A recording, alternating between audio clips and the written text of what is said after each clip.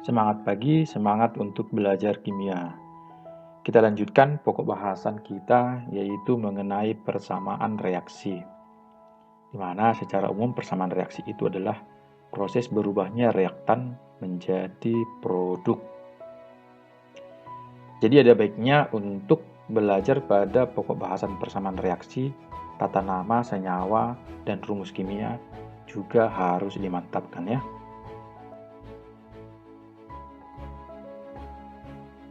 Kita mulai dari definisi. Persamaan reaksi adalah peristiwa berubahnya reaktan atau pereaksi menjadi produk atau hasil reaksi. Dibuat dalam bentuk reaktan atau R, tanda panah, produk atau P. Di mana reaktan itu adalah zat yang bereaksi atau bereaksi, lalu produk itu disebut dengan zat hasil reaksi. Contoh, misalkan ini pasti tidak asing lagi ya, ini jenisnya reaksi fotosintesis, di mana CO2 ditambah dengan H2O itu akan menghasilkan C6H12O6 ditambah dengan 6O2. Nah, pada reaksi ini ada bilangan-bilangan ya, ada yang dalam kurung, lalu ada tanda panah. Nah, kira-kira apa sih maksud dari komponen-komponen dalam persamaan reaksi tersebut? Berikut komponen persamaan reaksi. Misalkan reaksi yang kita tinjau adalah reaksi berikut ya. Nah, kita buat komponen-komponennya.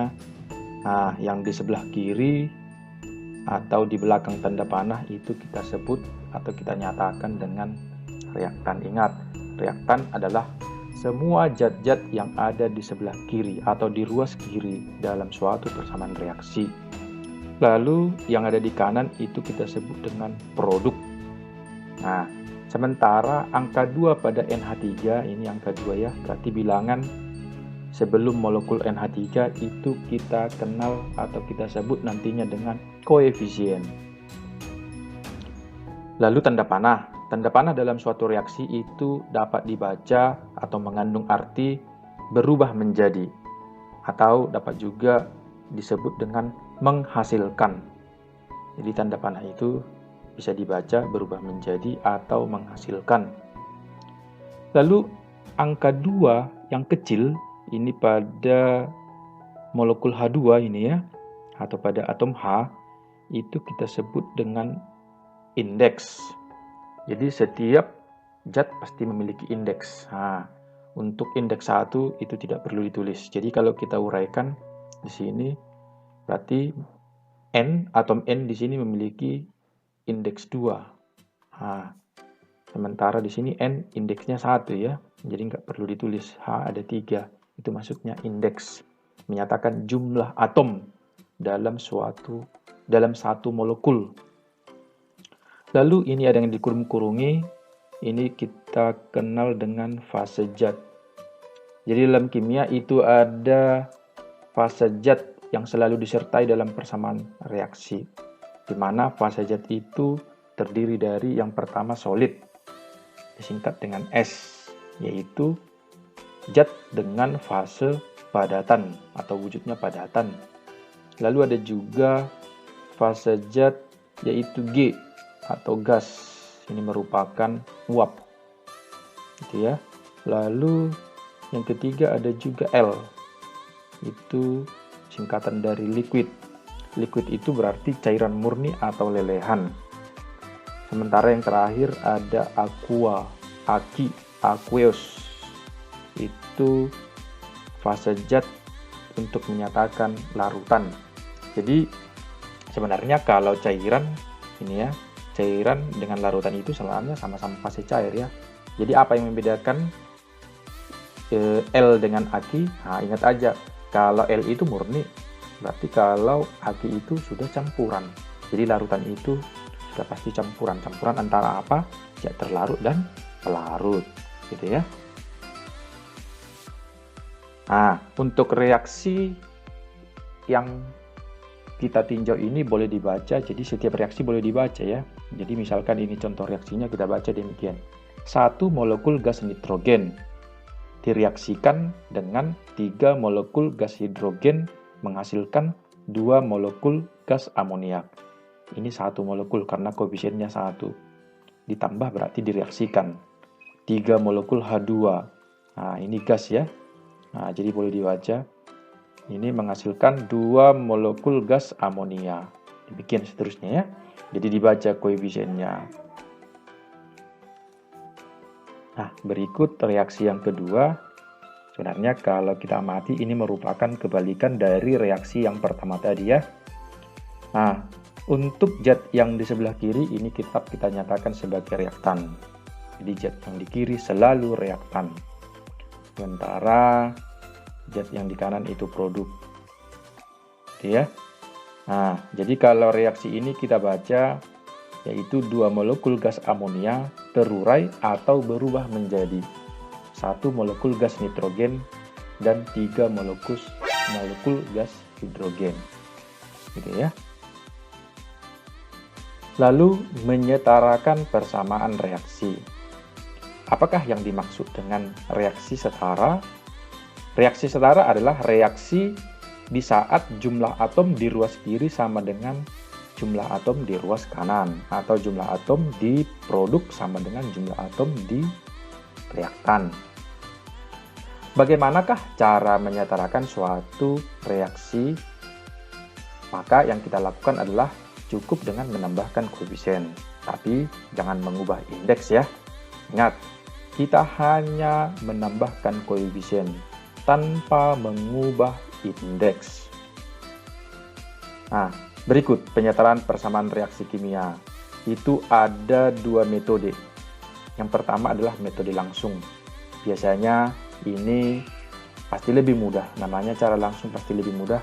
Tapi ini digunakan hanya untuk reaksi-reaksi yang sederhana. Jadi reaksi-reaksi sederhana biasanya dapat disetarakan dengan cara langsung.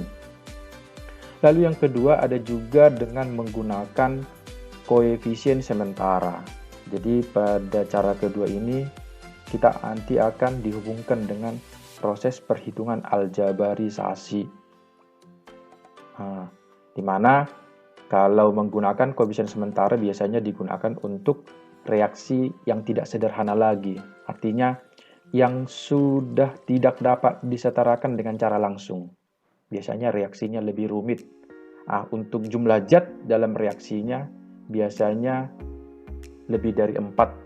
Gitu ya. Ada zatnya lebih dari 4, berarti mulai dari 5 dan seterusnya. Jadi pada pertemuan kali ini kita hanya membahas penyetaraan reaksi hanya pada cara langsung ya, berarti reaksi-reaksi yang sederhana. Menyetarakan reaksi dengan cara langsung, yaitu dengan coba-coba. Namanya coba-coba bukan berarti asal-asal ya. Di mana pada cara coba-coba ini kita cukup tadi menambahkan angka atau koefisien di setiap molekul zat dalam reaksi. Kita masukkan atau kita tambahkan koefisien sampai nanti reaksinya sudah setara. Jadi kita tambahkan koefisien sampai kita uji jumlah atom di ruas kanan itu sama dengan jumlah atom di ruas kiri. Jadi kalau belum sama, kita ganti lagi angka atau koefisiennya. Demikian ya. Misalkan kita buat contoh ini, reaksi sederhana H2 gas ditambah dengan O2 menghasilkan H2O. Kemudian kalau kita periksa di kiri ini ya, kalau kita periksa jumlah atomnya, H ada berapa? Ini 2 ya. Atom H ada 2, atom O ada 2. Sementara di kanan atom H ada 2, atom O baru 1. Berarti ini reaksinya belum setara. Karena apa? O-nya belum sama. O-nya di sini 2, O-nya di kanan baru 1. Jadi bagaimana cara menyetarakannya tadi? Cukup dengan menambahkan koefisien. Jadi demikian. Kita perhatikan yang tidak sama kan atom O-nya. Ini kan tidak sama atom O, berarti di sini 2, di sini baru 1. Berarti supaya sama, ini harus kita tambah bilangan 2. Ingat, jangan kita buat 2-nya di sini ya. Kenapa? Karena kalau kita buat 2-nya di sini berarti indeksnya berubah.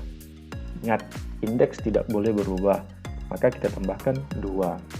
Nah, setelah itu kita cek jumlah H di kanan ini jadi 4. Maka jumlah H di kiri 2, berarti tidak sama. Berarti supaya sama hanya kita tambahkan lagi dong koefisien H2-nya, yaitu sebanyak 2. Maka kalau kita cek, ini pasti sudah setara. Kenapa? Di kiri hanya ada 4, di kanan hanya ada 4. Jadi kita kalikan saja ya. Nah, ini koefisien dikali dengan indeksnya, itu jumlah atom. Lalu O-nya di kiri ada 2, O-nya di kanan juga ada 2. 2 dikali 1. Demikian ya. Berarti reaksinya sudah setara. Lalu reaksi yang berikut adalah N2 ditambah dengan H2 menghasilkan NH3.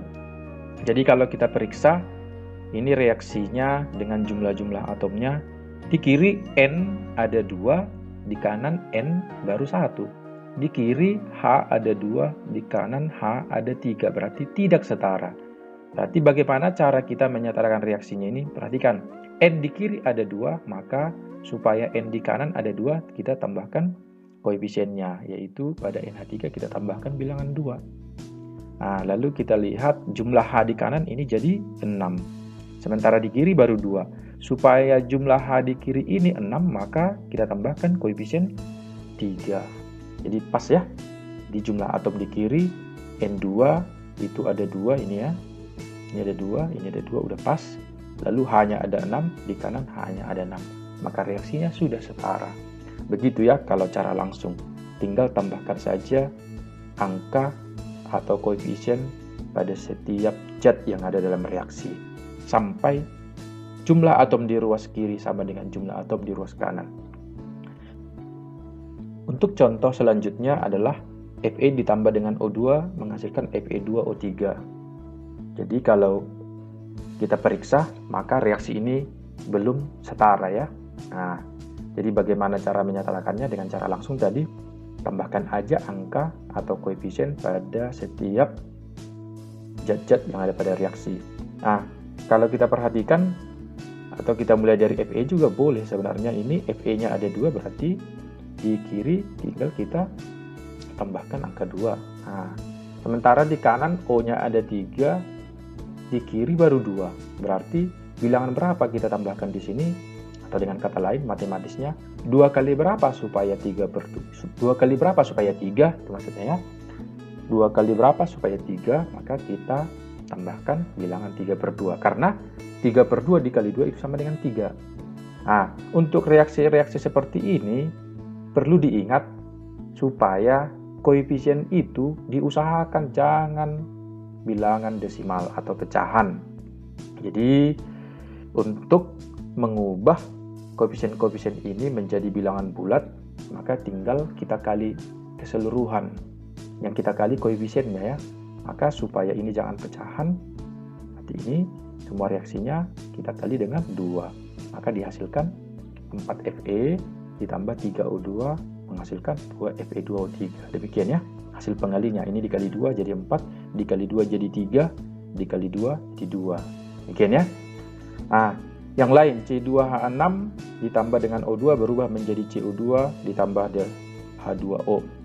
Ini saran dari saya untuk jumlah zat yang demikian, berarti 4 ini ya.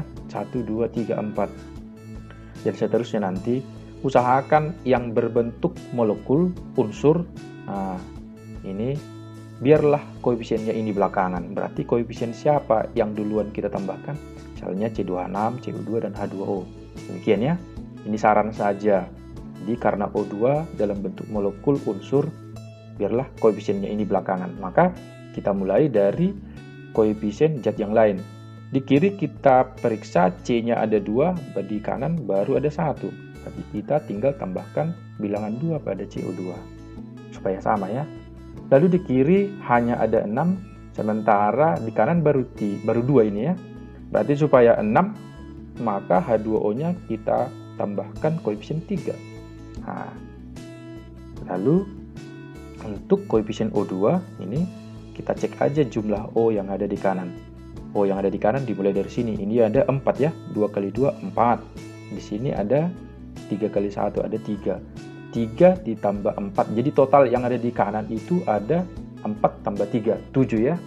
Jadi supaya jumlah atom O di sebelah kiri ini sama dengan 7, maka bilangan berapa yang kita tambahkan atau koefisien berapa yang kita tambahkan? Prinsip matematisnya adalah 2 kali berapa supaya 7, maka bilangan yang kita tambahkan adalah 7/2. Karena 7/2 dikali 2 sama dengan 7. Ingat, untuk koefisien usahakan jangan bilangan pecahan. Jadi sebisa mungkin kita bulatkan ya menjadi bilangan bulat. Nah, kita buat dalam bentuk bilangan bulat, maka jadi supaya ini bilangan bulat tinggal kita kali 2 reaksinya. Maka diperoleh reaksi akhir menjadi 2C2H6 ditambah 7O2 menghasilkan 4CU2 ditambah 6H2O. Ini setelah dikali 2 ya. Nah, ini gak ada masalah. Jadi kalau kita cek jumlah C-nya ada 4, sama di kanan juga. Jumlah H di kiri ada 12, jumlah H di kanan juga 12, jumlah O di kiri ada 14, jumlah O di kanan dimulai dari sini ada 8, lalu di H2O ini ada 6. Jadi 8 tambah 6, 14. Maka reaksinya sudah setara. Oke, gimana? Kira-kira pasti sudah paham ya? Oke, baiklah. Dengan beberapa contoh sebelumnya, kiranya itu sudah membantu Anda memahami bagaimana cara menyetarakan reaksi dengan cara langsung. Gitu ya. Jadi ini adalah latihan soal, coba dilatih, yaitu dengan cara langsung tinggal menambahkan bilangan ini tadi ya di setiap molekul atau zat yang ada pada reaksi. Coba disetarakan. Nanti kalau sudah ditambahkan koefisiennya boleh dicek dulu. Nah, kalau sudah sama jumlah atom di kiri dengan di kanan, maka reaksinya sudah benar-benar setara. Baiklah, demikian untuk pertemuan kali ini. Terima kasih bagi yang sudah bergabung, semoga bermanfaat. Nah, siapapun yang bergabung atau menyaksikan channel ini, kiranya berada dalam keadaan sehat, kuat, bersemangat, dan bersuka cita. Semangat pagi, semangat untuk belajar kimia.